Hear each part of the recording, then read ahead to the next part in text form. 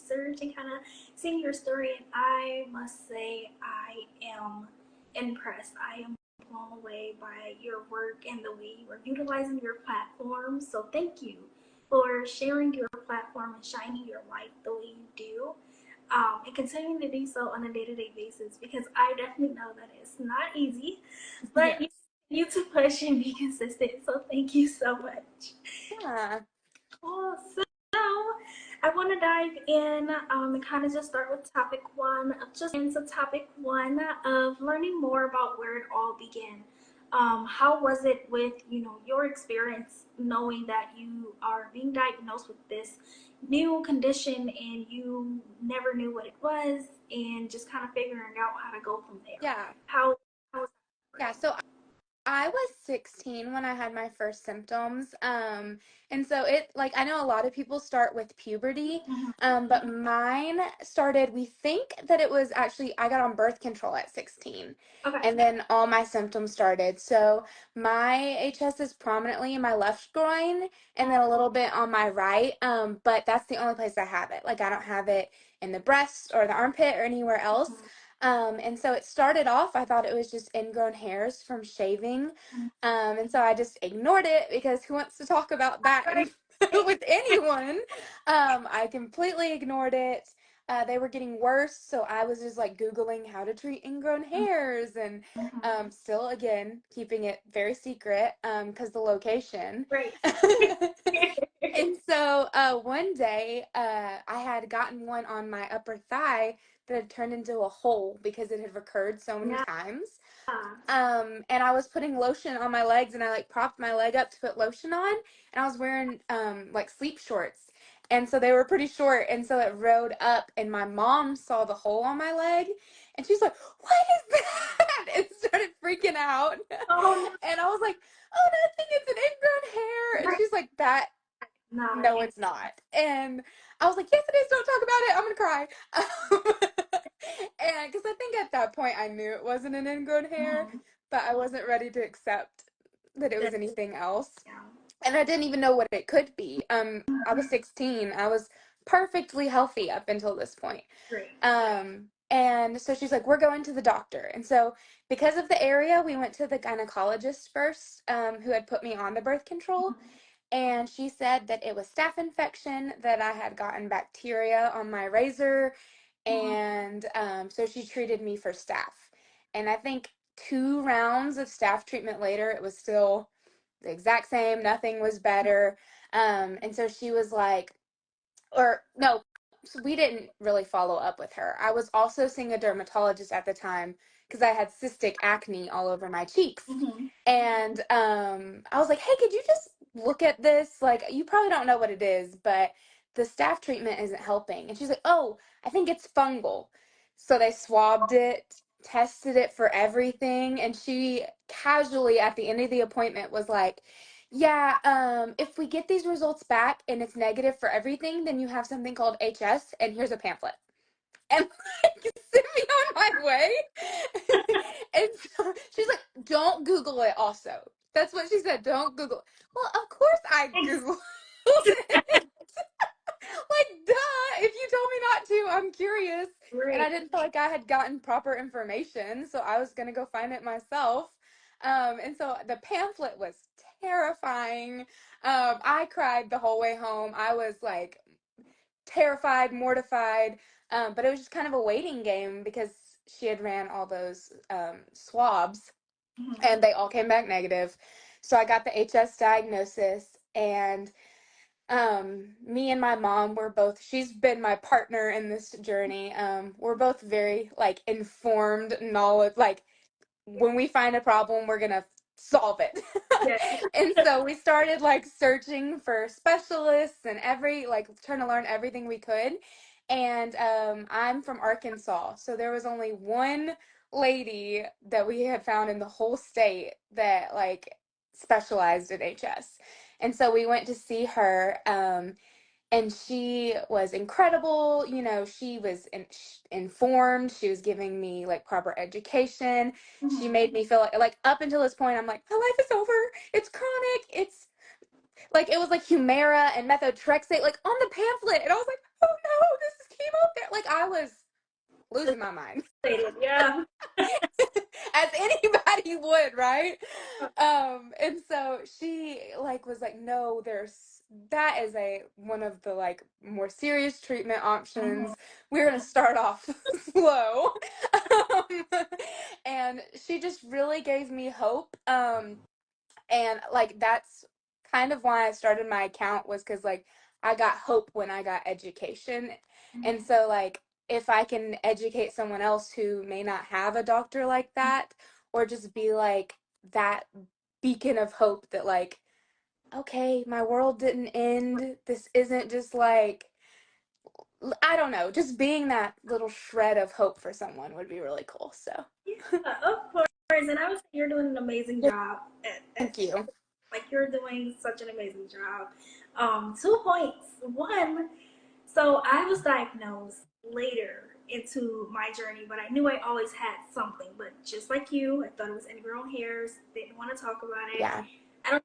I didn't bring it to my doctor until I was like well into my 20s, and I'm like, okay, yeah, I've been having this for some years. This is what's going on. But I recently saw something, and I was thinking like maybe it's kind of tied to birth control Yeah. and mixing with your hormones and trying to figure out solely different ways of how it causes what causes it and how it flares and things of that nature. Yeah. Um, that's what kind of brings to my mind. It's like, I wonder did I really have HS during that Yeah. time versus thinking it later into my life of like, okay, well maybe it wasn't just ingrown hairs or just boils that just would go and come and go as they Yeah. please. Yeah, yeah, Yeah, absolutely. I had so I'm like I call myself comorbidity queen because Yeah. I've got practically every comorbidity you can have with HS. I'm sure you saw that from my page is that I'm well diagnosed. But I have endometriosis, which is one of my other comorbidities. And so with Mhm. that, my hormones are all over the place. That's why I got on birth control in the first place. And so it was like they were like your hormones are a trigger for you, and we think it's actually what triggered it in the Mhm. first place because I was not getting the regular hormones that a normal girl would get. So like maybe hormones triggered it for some people at puberty at 12, Right. but I didn't get my hormones regulated until 16 when I got on birth control. So yeah, it's crazy. It really is. It really is to kind of think of like how everything is like kind of tying together, and you're like, well, wait, I did this time in my life. This is kind of when I started picking up and started noticing. So how was that for you once you did, get your diagnosis and you were finally in a spot where you were comfortable to kind of share more so outside of just, your mom and start your page and say, okay, I have this hope and I have this confidence that I can share my story. I can do this. So what prompted you to Yeah. get onto that journey? So it was kind of multifaceted. So like my page is very like I'm a very religious person, and so it's very centered around like my Christianity and my faith. Mm-hmm. And I just remember like I had been 2 years into having all these diagnoses, and I was like in my life, every time I had a problem, I always went to faith and mentors, and it was like no one around me really had advice. Like they were like, "Oh, I'll pray for you," which was so appreciated, but it was like, what do I do? Like how do I So where do how I do go? I live with this? How do I like maintain that I still believe God is good when all this craziness is happening? Like it was kind of almost like a crisis of faith. Mm-hmm. And I was able to get through that. And I was like, as I was sharing that, like I work in the youth group at my church. And so I shared a portion of my story with some of the kids or the teenagers. And it was just like, as I started to share more and more people were reaching out with like, oh, I also have this chronic illness and I have this chronic illness. And so like I had gone 2 years thinking I was the only one in my circle who was dealing with a chronic illness. Nobody could relate to me. And the thing was that they had good advice and they could relate to me, but they were all too scared to share their stories. And so I remember just kind of having this conversation in my head with like well, I'm not a scared shit. I've always been a pretty bold person. And so I was like, I've become very comfortable with sharing my story in person now, but I feel like I could do this to a greater degree. And so it was kind of just like social media is just like such a blessing that we're able to reach so many people just from the comfort of our home. Great. And so like I just wanted to get my story out there. It started with for just family and friends Okay. because I wanted to like build a community around me where like all these chronically ill people in my life who've been hiding Mhm. felt comfortable talking to me, and also just being like a guidepost for people who are also like, well, I'm sick and nobody can give me advice and nobody can relate to me on this. And it's like, hello, I can. And Great. so there was kind of like multiple different reasons. And it started off with just getting my story out there. Like that was the goal, is just get the story out there in a way place where everyone can see it and Mhm. everyone can find it and they don't have to ask the uncomfortable questions in person. And then it's kind of transformed into more of like awareness and education and all of that stuff. So yeah.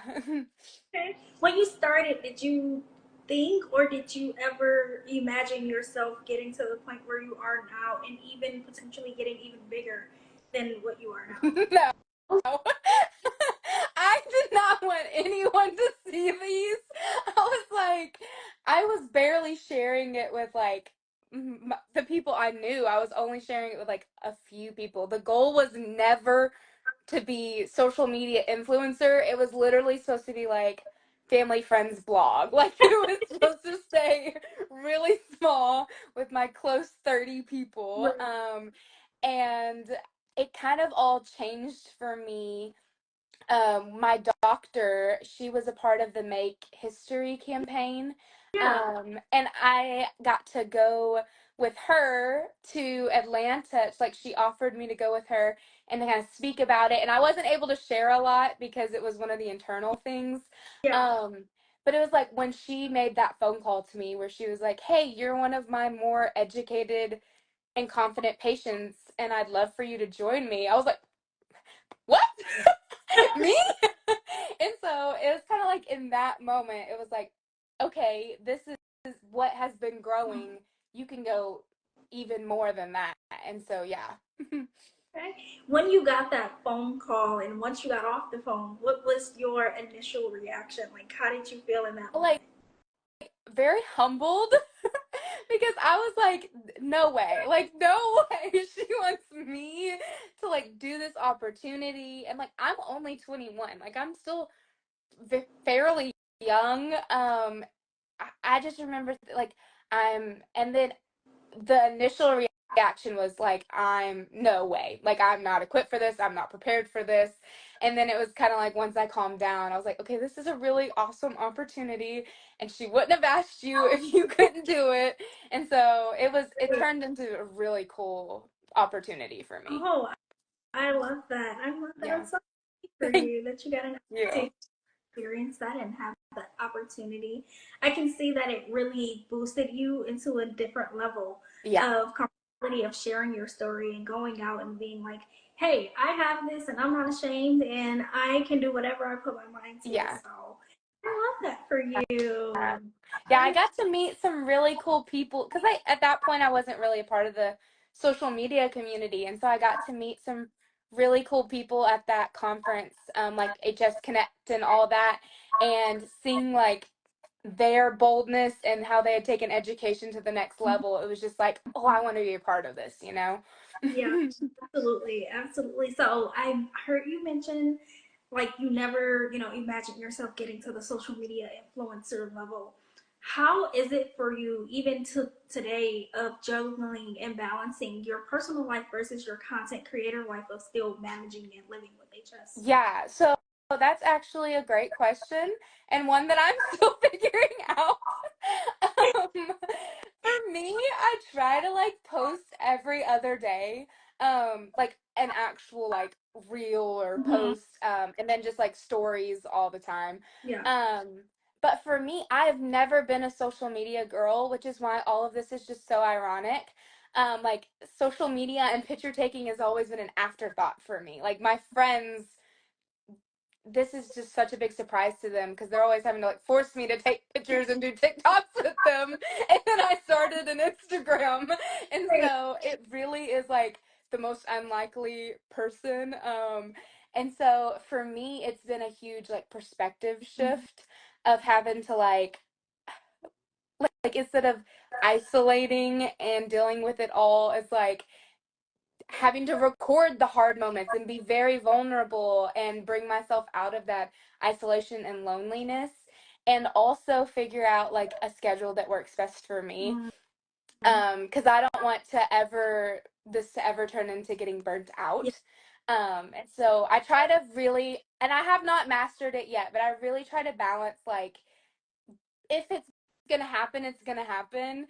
You don't have to kill yourself like trying to pursue all these opportunities and post all this content and stuff. Mhm. And so for me, the balance has really just been like gauging where I'm at mentally and physically during that week, and then doing what I can and not pushing it. Like, this is to spread awareness. And if for the week my post needs to be, hey, chronic illness has weeks where you can't do much, so I haven't posted anything, then that's okay. Like, Yeah. allowing myself to be vulnerable on the hard Yeah. weeks. Yeah. Yeah. No, absolutely. It's definitely a balance and kind of like a juggle trying to find that balance of like, okay, I don't feel like getting up today, but I know that someone else out there doesn't feel like getting up either. Yeah. Like you have to kind of push yourself, but at the same time, it's like these people understand this community, this HS community, they understand of, Yeah. hey, you're having a bad week, a bad month. We get it. You come back when you're ready. We're gonna be here. Yeah. And I love that about the community because it's like, okay, you're having a bad week, no problem. It's okay. Yeah. We'll look forward to you coming back. And I even had, a couple of those days where it's like, okay, I have to do solo episodes and, I'm tired and I have a flare and and just to me, I'm like, I have to push myself Yeah. because I'm that type of person of like, do it, get it out the way, and then go lay down and then go relax. And knowing me, I'm still gonna keep doing stuff. I'm not gonna relax. Yeah. So absolutely, definitely finding that balance and finding that perfect in between is the perfect groove to kind of say, all right, I can do this, but on my terms, Yeah. which is good that you know Yeah, that. for So sure. And I'm, again, sort of a hypocrite because I still haven't mastered it. But we the are goal is to listen to my body. exactly, exactly. We're working on it. We're Yes. working on it. Working. Yeah, so absolutely. So, as far as your support system, and you mentioned your mom, when you were, going through the first initial steps, how was that, for your relationship with your mom moving forward? Yeah, so I actually think it brought us closer together. We're both very like medically minded, logical people, and so it kind of gave us like a common goal. Um, and I would say this with all my relationships, not just my mom, is that like it took them to a deeper level.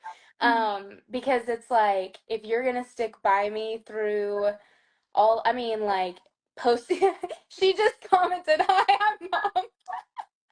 Um, but she, like, if you're gonna stick by me through all of this and the hard days and the messiness of care, and like, I just did a post recently where, like, washing my hair is sometimes really hard for me with just like fatigue and the dysautonomia stuff. And like, my family, like, helps me wash my hair, and my friends, like, come over and help me. Like, I just have such a great support system, and like, being sick was really hard for me at first because it made me feel very like a burden to everyone around me because I've always been like super independent. Mhm. And so the like thought of like reaching out and asking people to help me with like mundane tasks was so emotionally difficult for me. Like at the beginning, no one knew anything and no one knew how much it impacted me because I'm a put a mask on, smile, and nobody's gonna know what's going on. But like the last year, I've really started reaching out more and asking for accommodations from people around me, and it truly has deepened all my relationships because once they start to understand what's going on, and they start to like, they can just be there for me in the way I need them to once they actually know what I need and what's going on. And so it's been honestly kind of a blessing as far as relationships go, because I know that like I got diagnosed in high school. So all the people who were around me when I first got diagnosed, I kind of have a new Yeah. group in my life, and as they've come into my life, they've been just like nothing but supportive, knowing what they're getting into. And I just like, I could not be more grateful for my support system. It's definitely the strong suit. Absolutely, absolutely. I speak to that every chance that I get because I feel it's important. Even if, it's one or two people, just having someone else to lean on, especially during those dark days where it can get Yeah. pretty bad. And you're like, all right, I can't lift my arms or I can't get up on my own, and really having that person there to be like, okay, I can lean on you. Knowing Yeah. that you had that structure with everyone from high school up until now, how do you implement that into developing new relationships, whether it's new friendships or dating? How do you kind of adjust to that Yeah. aspect of? Well, I am not very big of a dater. But when new people come into my life, it's definitely like a it's a hard balance for me. I am not I'm not really a small talk girl. And so I'm usually like most of my relationships are built with deep conversations because I can't do awkward small talk. I'm so bad at it. And so normally I probably introduce it by oversharing. I'm like, hey, we just met. I have HS. And so I'm not sure if that's the appropriate way to do it, but for me, I have always just been a very like upfront, deep, oversharing person. And so, and again, I haven't really dated a bunch since diagnosis. And so I know that like romantic relationship aspect is completely different. But as far as like friendships, it's just been brutal honesty from the front. And if you can handle that, join the party. If not, like, sorry. I love that. I love how I can definitely tell you will go into an event and I just talked to another HS warrior. She's like, I'm always giving my HS elevator pitch, and I'm like, I like that. I like how Yes. she's. I'll walk in, someone asks me how am I, and I'm like, yep, I'm good, and I have this and that, and this is what I do for a living, and I'm like, I like that. Yes. I'm gonna say it out Yeah. the way. Just hit the punchline out the way. So Yes, that's kind of how I am, but it's not normally intentional. It's normally like nervous babble. yeah, I'm the same way, so I definitely get it. I'm like, oh yeah, by the way, that's my life Yeah, story. So yeah, I get yeah. Have you it. like the trend that's like, and then I go and spoil it all by saying something stupid? I did one of those trends, and I was like, that's so me because I spoil conversations all the time by like, oh, by the way, I have a disease. Right? Like we were talking about food. How did we get on this? Like, yeah, I'm like we can have five different conversations at one time. Yes. Yeah, Yes. absolutely. Oh. So as far as your envision to your journey and what's next, where do you see yourself going next? What do you want to do next? Who do you want to impact next? Where do you want to start? Yeah, so honestly, this whole thing hasn't really been planned. Like everything has just kind of been like when doors are open, just say yes to the next opportunity. And so I'm not 100% sure where I go next and how this grows, and I'm kind of excited about that. Because it's just there's so many like opportunities opening up in the HS world right now.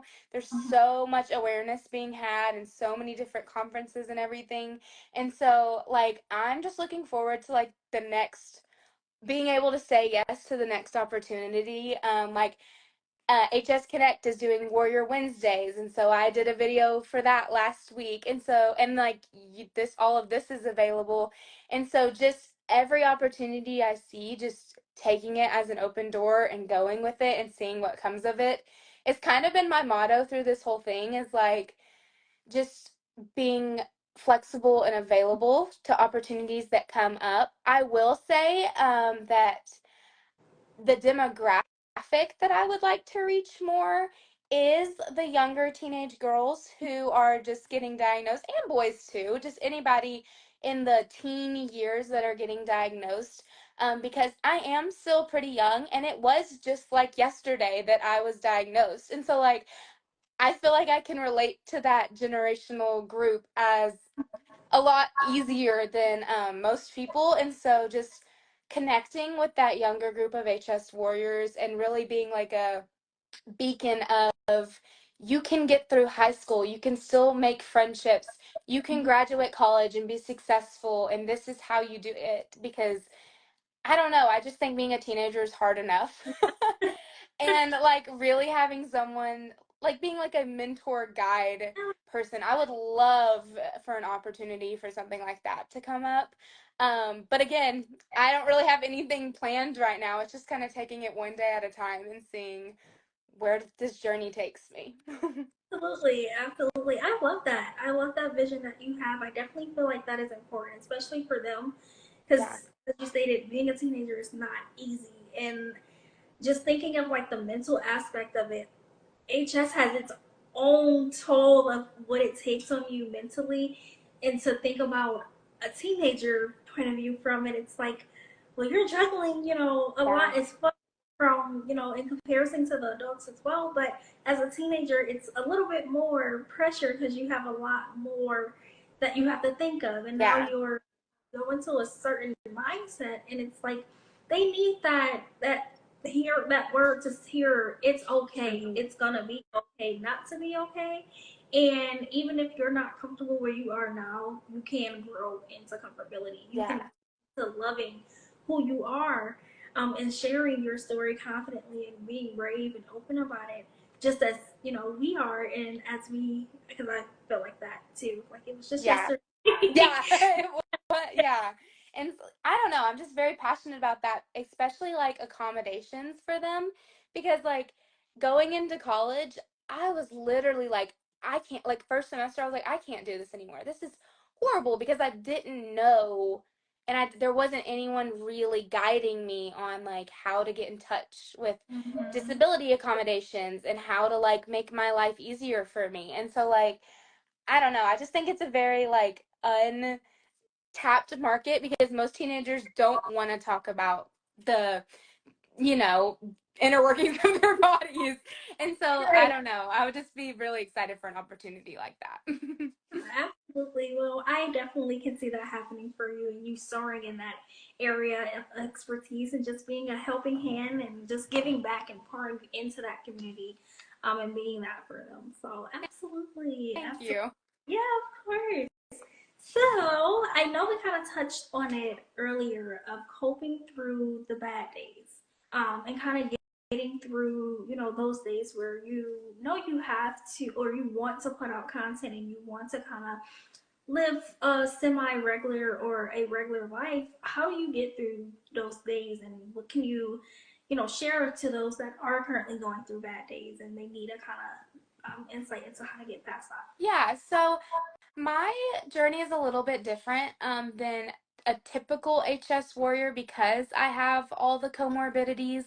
And so a lot of times my like get through the bad days process is a little different because there's neurological symptoms and there's gynecological, like there's just a lot of different aspects to look from. Mm-hmm. And so I my biggest thing is mental, like no matter what your physical symptoms are, it's just like taking care of your mental health.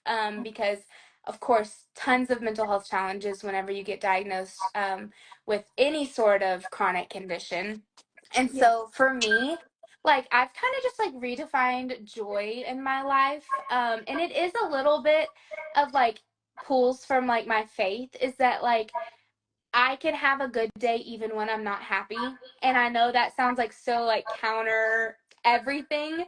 But like joy isn't necessarily always feeling happy. Joy isn't always being positive about the situation. Like I'm allowed to say today sucks, this sucks, and it can still be a good day. Like that was really hard for me at the beginning, was not falling into the trap of like the toxic positivity of Mhm. like I'm going to force this to be a good day by pretending to be so positive and like not acknowledging anything is wrong, and that's just very unhealthy for your mental health. And Mhm. so for me it's kind of just been being able to acknowledge the bad feelings and the gravity of the situation, and then having the strength to go through it. I just think there's something so special about that. It's almost like every day that you wake up feeling bad, you're grieving a version of yourself. So in order to cope with loss and in order to like get through the grieving process, you have to first accept what you're feeling. Mhm.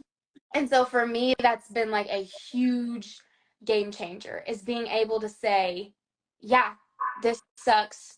I'm mad. I'm very angry. This is not fair.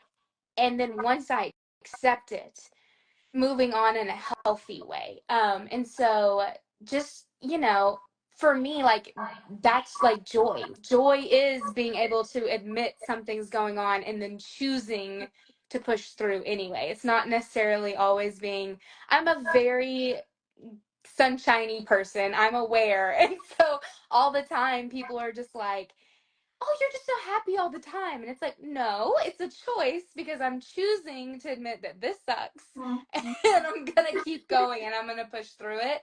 And so for like me, that's really what got me through the hard days, was like finding that balance of not just like, this sucks, I hate my life, staying there, but also Right. not being like, nothing's wrong, I'm perfectly fine, I'm pushing through. Kind of Right. finding that balance between my reality isn't great, but I'm going to choose to make the most of the circumstance. I would say that is really what has helped me.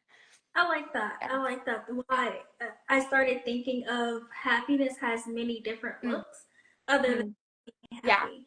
So it reminded me of that because that's true. And sometimes people need to hear that. Like, yeah, I have bad days, but I'm still gonna push through. I'm still gonna continue to do my regular routine, continue to keep pushing past these obstacles that I'm faced with.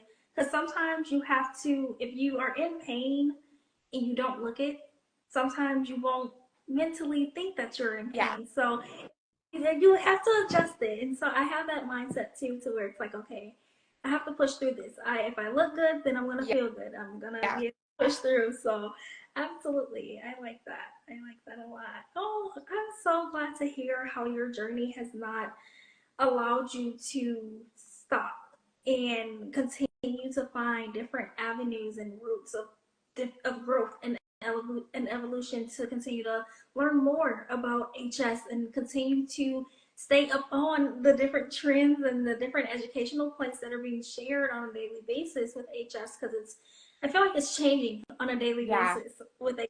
I feel like every time I look up it's something Yeah. new. And I'm like, wait, let me catch that. I have to look it up and go to Dr. Google and figure it out. Yes. Um, because so much information is thrown at us. But I feel if you take the time and you really listen, and you talked about listening to your body, and I was curious to see for you, like, how is it for you when listening to your body and realizing, like, okay, whether it's trigger foods or identifying different areas in your life of whether it's an increase in stress or increase within your hormone levels, of trying to figure out, what your HS is for you, because obviously it's different for everyone, Yeah. and everyone's journey is different within their diagnosis and going through their condition. Yeah. So I am sure that there's a food trigger for me, but I have yet to figure out what specifically it Okay. is.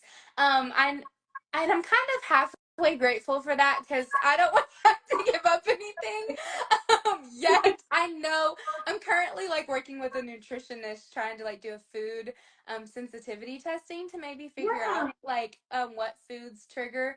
But as of right now, like just doing like journaling and stuff, I've yet to figure out a food trigger.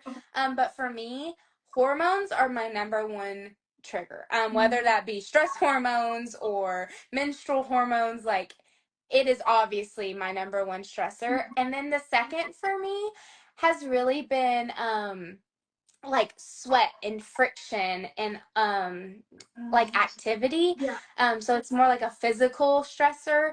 Um but I figured that out because when I got diagnosed with HS, I played two sports. So I was a basketball player and a cheerleader.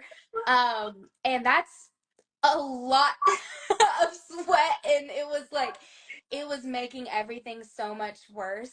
Mm, And like the certain clothes that I was wearing with when it would like do friction over my flare areas was causing more flares. And so my biggest help has been um figuring out like hormones, which has been a little trickier for me with all the endometriosis stuff. mhm, But hormones are number one, like figuring out my hormones. And then number two has really been like accommodating what I'm wearing and like how I'm doing things. So like if I like I've got medical strength deodorant to put on the mhm. areas because I know sweat's a trigger, or if I know seams are a trigger, like denim is so bad for me.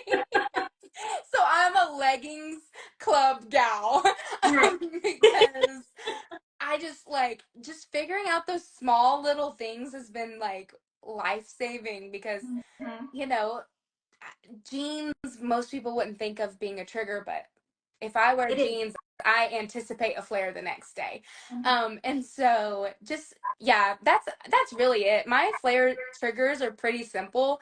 Um, and just navigating those has been the process. Absolutely. Absolutely. Wow. I've never had anyone else or known anyone else that had the same experience when it comes to denim because I literally had to just was like, all right, if I'm gonna wear denim, I am gonna risk it. Like I have to already have in order to wear denim because it's like the friction between it, I can't do it. Like I'm like Yes. sweatpants, leggings, like let's here. Yeah, luckily for me, my style is pretty casual, so I can dress down for that. But yeah, jeans, they're no, I don't, yeah, I haven't really heard anybody else talk about that before, but Yeah. the material of like the denim has just been horrible for me. And it's right on that like groin, upper thigh area. Yeah. So it's just, yeah, a pain. It's bad. It's Yeah, bad. I'm like, this outfit would look so cute with these light wash jeans, And then I'm but I gotta put leggings on. like, dang it, I can't wear those yet. I Yes. can't wear those. I'm like, maybe I can layer or figure something out. Yes. Sometimes I do that like in the winter, like put spandex Yeah, underneath them, and that really helps. yeah, But yeah. absolutely. Now, kind of curious here, and I know it's different for everyone, but sometimes I know some people can say, oh, I haven't tried that yet. Let me go experiment. As far as different products and trying to figure out a new hygienic routine for you, how was that adjustment for you? Did you have to adjust anything Yeah. So, during? as far as like I do a lot of like topicals because I had the very first appointment I had, they put me on the clindamycin pill and rifampin, and they put me on this huge pill regimen, and I had a really horrible anaphylactic reaction. Mm-hmm. Like almost died, had to go to the ER. It was horrible. And I have had it's part of my comorbidities is that my immune system is just I'm currently in the process of figuring out exactly why my immune system is, but I have tested positive for ANA, so it's autoimmune something. And so I have just had horrible reactions to a lot of the like pills. And so like um, I can't even doxycycline, clindamycin. Like I've had reactions to pretty much all of them. And so for me, we had to get into like hygiene topical stuff treatment pretty fast because the typical treatment plan didn't work for me. And so just incorporating like I recently started incorporating zinc shampoo or Oh, not shampoo, like what's it called? Head and Shoulders. yeah. I saw in a HS support group that the zinc in it when people wash their like flare areas with Mhm. it really helped, and so I was like, oh, might as well try it. Great. And I've seen a lot of like reduced inflammation from that. Hibba cleanse, gotta love. It keeps just everything clean so nothing gets infected. Um, And then as far as like topicals, just topical medication mainly. I'm on topical spironolactone because I couldn't or I couldn't um goodness, my words are all getting mixed up right now. I couldn't tolerate the oral spironolactone. And so they gave me topical spironolactone. I'd never really heard of that before. Oh, And then topical clindamycin and then topical resorcinol is really like the trio combo that has really worked for me. And then of course I love my Vicks Vapor Rub for the flares that need to come to a head. They have just really? it's provided so much relief for me, and it's like night and day difference. Like if it's a boil that like is really really inflamed and painful, if I put Vicks on it, I don't know the science behind it. I've heard a lot of other HS patients say it, but it helps. It's almost like a lidocaine effect. Like it Mhm. helps with the pain, and then it also helps like bring it to where it can open up and release that pressure. And I mean, like I've seen it, like other people talk about it, but I don't really know why. But it's been a huge help for me. Yeah. Yeah. Oh, wow. Thank you for sharing your holy grail, first off, what works for you. Secondly, I am going to go try that vapor Vitro because I've never heard of that, and I definitely need to try some of Yeah. that because, wow, I've vapor. heard like very mixed reviews on it. So it might not work for you. Like you might hate it. But for me, it's like really helped. Like I can see like if I put it I usually put it on at night cuz it's pretty strong Yeah, smelling. yeah, And then when I wake up the next day, I'm like I just feel so much relief from it. And it's something super cheap and over the counter too, so it works right. perfectly. Oh, perfect, perfect. I Yeah. love that. I am definitely gonna try that and put that in my snippet bag because yes, oh my gosh, I have clindamycin and doxycycline and things of that nature, but I'm always looking for different things that may work or something else that I can turn to if something wants to change or I don't have it available. So Yeah. absolutely, absolutely. Well, thank you for sharing Yeah. again your grail, your top products I have a because question for you about products. yeah, Do you use my magic I healer? You do. do? Okay. I'm saving. I want some of that so bad. I've seen awesome reviews about it. I love it. I Really? absolutely love it. I was able to meet HS Connect when they came to Detroit, Michigan, in the Okay. summertime, and really was like, I'm not taking any of this stuff back. Like, here, take whatever you need. And my Magic Killer was one of those products, and I ran home and tried it, and I was like, okay, let's see if it worked. Literally instant relief. Really? Instant relief. I felt better like the next day. I was like, okay, I'm gonna put it on, go to sleep. I woke up and I was like, oh, I can walk. Yeah, that's I all. Yeah, I've seen like like everybody I follow just like raves about it. And I'm currently it's pretty pricey, but it feels worth it. So I'm currently trying to like save up and get me some of that because it sounds like an awesome product. Yeah, yeah, absolutely. I would definitely say if you can to try it out. It's different levels of severity of it, sensitive levels, different scents as well. So definitely try it out if Yeah. you can. I was just Um, curious. yeah, yeah, I feel like we all kind of have the same regimens, but a little different. Yeah. And so I always like to ask that question just to kind of see what may work for me or what may work for others. Yeah. So absolutely, absolutely. And so as we wrap up, I am curious and even for myself, what would be some advice or what would be something you can share to those that are currently going through this journey that was not shared with you that you learned on your journey that can be helpful for us? That's a good question. I'm trying to think of like one thing because I've just learned I mean, I've only been diagnosed for 5 years, but I've learned so much information. And it's kind of been the like greatest 5 years to be diagnosed because there's been so much improvement in the last 5 years. I think my best advice would be like just the importance of vulnerability.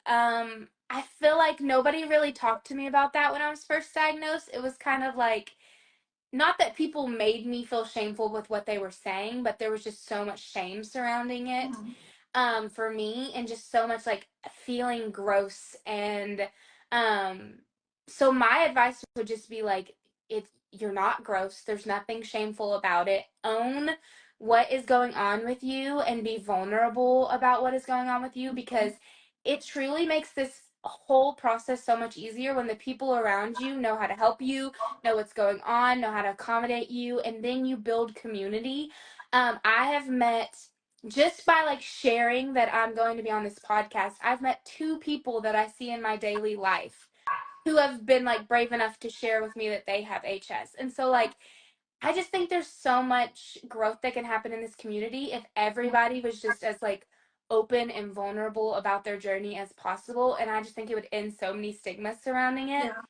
because it's not rare. Like there is a lot of people struggling with this disease, but Right. there's just been this kind of like clouded shadow over it that nobody wants to talk about it. And so my greatest advice is that it is horribly scary to step out and to share like the most intimate details of your life, but there's so much relief and healing and freedom with being able to share it. Like the first 2 years of my chronic illness journey versus the last 2 years have Mhm. been night and day difference. And I think the sole reason is like I'm building community. I'm like not just with people around me, but with online communities, and just being, there's just, I don't know, there's taking away that shame and replacing it with freedom just totally changes the conversation. And so I wish that somebody would have told me that, and that maybe they did tell me. I wish I would have listened when I first got diagnosed.